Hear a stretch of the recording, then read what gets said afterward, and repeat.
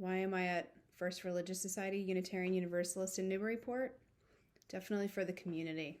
I found this community late in the 90s when I had just moved to Newburyport and was looking for a community that answered to all of my spiritual inquiries, and the Unitarian Church absolutely did that for me, but specifically First Religious Society.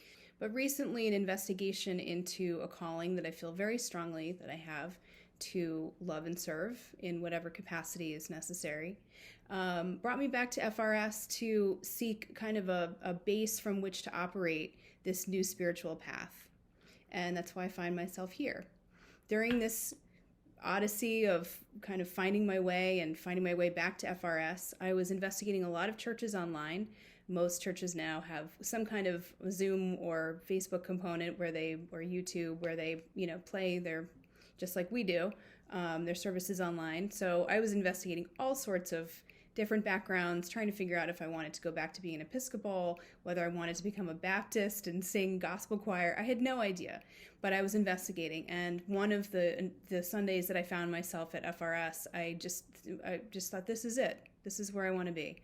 Even though I can't be there physically, I want to be here virtually and feel very much a part of the community. As a virtual participant, I've gotten involved in a Zoom chalice circle, and I'm excited to get involved in the Interior Landscapes group that addresses grief. I'm a hospice volunteer here in New York where I live, and feel like my spiritual calling is to potentially healthcare or hospice chaplaincy.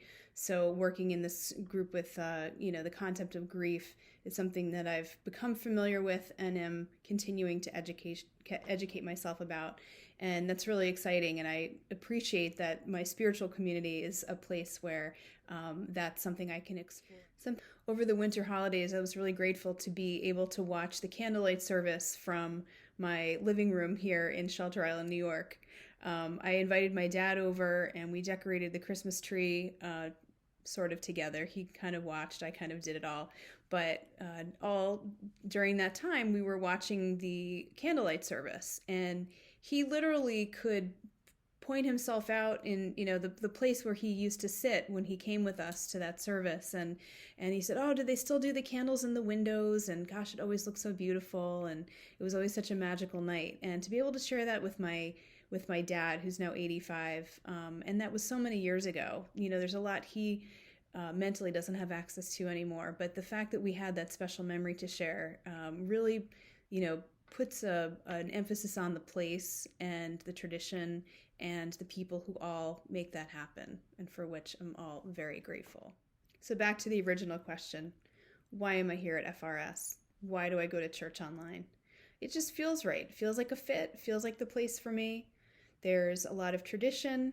There's a lot of acknowledgement of history, of the building, the actual edifice, and even though I'm not physically there, I definitely feel like I'm there when I'm online on Sunday mornings. And to hear the choir sing and to hear Reverend Rebecca preach and, the readers read and lighting the chalice, it brings it all back. It helps that I was actually physically there at one time and can conjure those smells and that feeling and, the light coming through the windows. But it's also the people. So I appreciate that this community exists, and we'll do whatever it takes to keep it going into the future.